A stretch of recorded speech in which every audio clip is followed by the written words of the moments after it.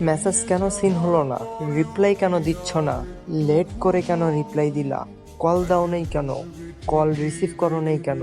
কই ছিলা এতক্ষণ? বিজি তুমি? তুমি আমাকে একটুও সময় দিলা না।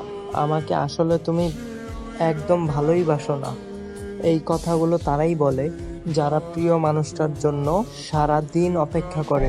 বেশিরভাগ সময় প্রিয় মানুষগুলো এই সব কথা শুনে সিংহের মতো গর্জে ওঠে। কেন? কেনই বা কৈফিয়ত দিতে হবে? সে তো আর চুক্তিবদ্ধ না।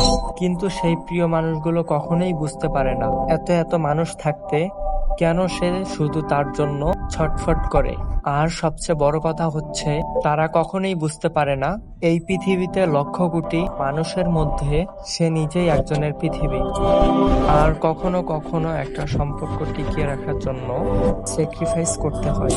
আর একটু স্যাক্রিফাইস করে ফেললে মহাভারত অশুদ্ধ হয়ে যায় না, শুধু দুইটা মানুষ আর একটা সম্পর্ক বেঁচে যায়।